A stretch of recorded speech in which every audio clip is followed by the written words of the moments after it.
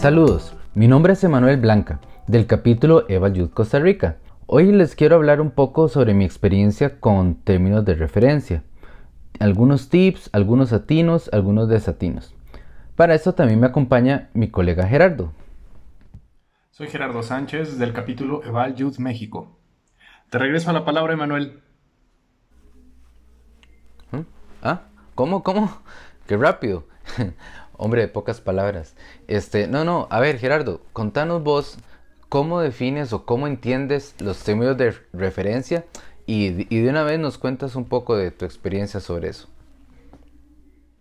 Bien, pues los términos de referencia desde el punto de vista de la consultoría en evaluación representan el menú de características y requisitos y necesidades en cuanto a evaluación que tiene una organización, ya sea esta una organización de la sociedad civil, un gobierno o simplemente un colectivo de personas sobre el proyecto que tienen en puerta, que están desarrollando o que ya están concluyendo. Es decir, el término de referencia nos habla directamente a los evaluadores. Nosotros tenemos que leerlo con cuidado porque en él están reflejadas las preguntas de evaluación, es decir, aquellos cuestionamientos, aquellas áreas de interés en la que estas organizaciones que solicitan evaluaciones necesitan saber cómo es el desempeño, cuáles son los resultados o cuál es el impacto, cuáles han sido las historias principales de cambio que ellos necesitan conocer. De tal manera que el término de referencia tiene que ser un documento claro, tiene que ser un documento con preguntas evaluativas, en primer lugar, desde el punto de vista metodológico.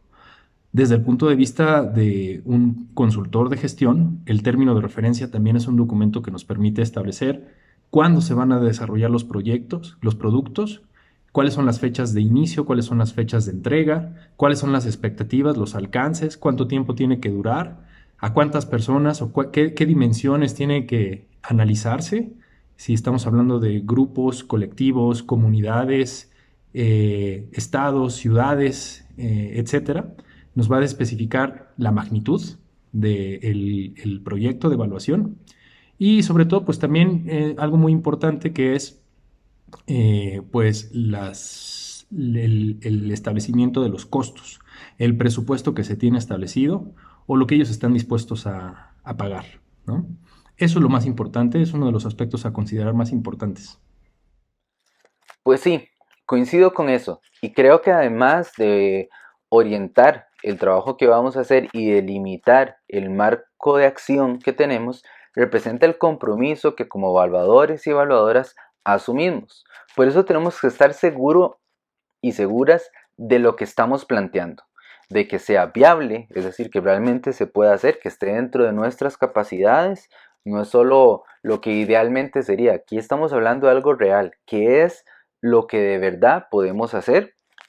Tenemos que asegurarnos que realmente sea efectivo, es decir, que vaya a responder las interrogantes de evaluación y tenemos que asegurarnos de que la otra parte, es decir, quien nos contrata, el contratante de la evaluación, tenga muy claro lo que estamos planteando, los alcances y las limitaciones de nuestra propuesta.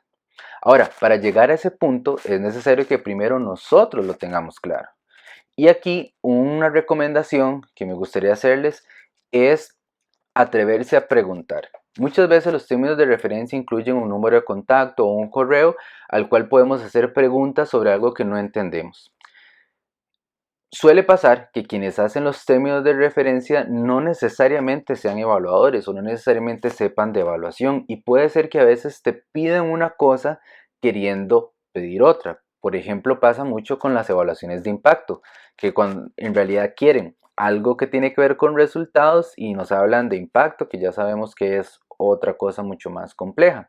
Entonces, cuando veamos algo que no parece ser tan claro, que no parece ser tan correcto, atrevámonos a consultar, atrevámonos a llamar, a escribir y decir, bueno, es que entendemos esto y queremos saber si es esto lo que realmente quieren hacer.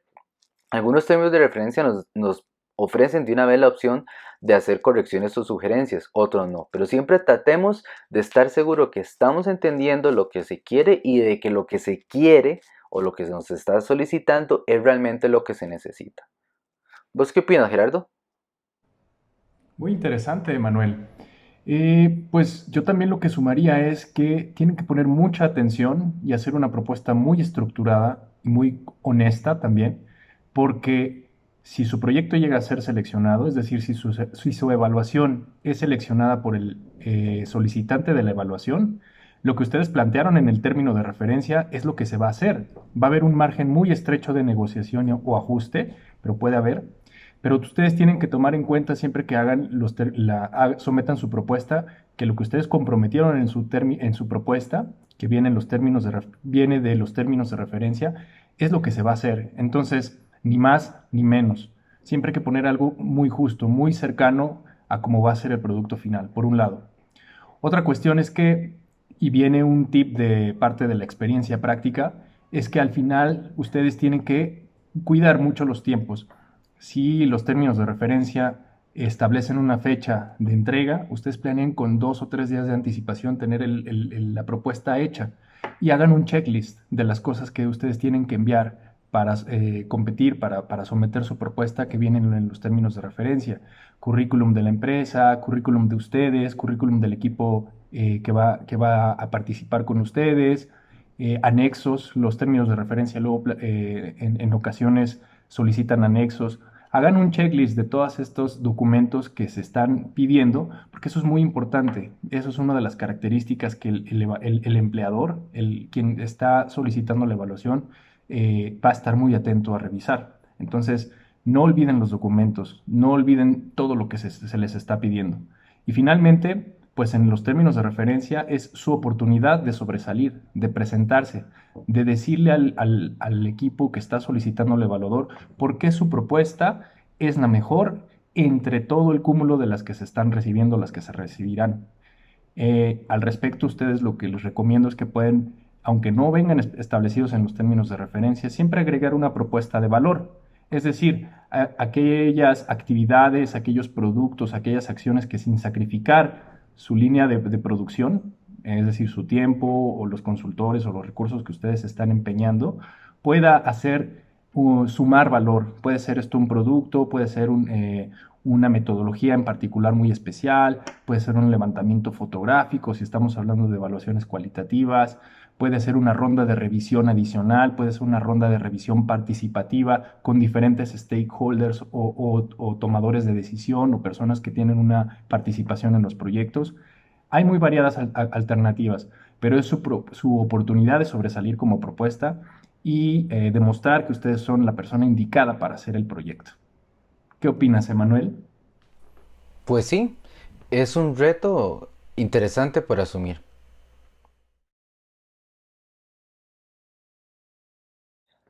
Finalmente, quisiera recomendarles no dejar de intentarlo. Tal vez no lo logren a la primera, ni a la segunda, ni a la tercera, pero todo eso genera experiencia. Lamentablemente, cuando enviamos una propuesta y no nos la aceptan, difícilmente nos dirán por qué. Básicamente se remitirán a decir que no se cumplía con todos los puntos o con toda la evaluación que esperaban o que había otra. Pero que eso no nos desanime y que más bien sirva como experiencia de aprendizaje para atrevernos a una próxima oportunidad. Yo he participado en más de las que he ganado, claramente, y sí he sentido como concurso tras concurso voy entendiendo mejor la dinámica. Veo inclusive mis propias propuestas que son cada vez más acertadas, cada vez son más coherentes e incluso voy desarrollando como esta suspicacia de ver si realmente vale la pena aplicar a esa consultoría, si realmente tiene nombre o no. Inclusive uno empieza como a generar esa desconfianza de si realmente es viable.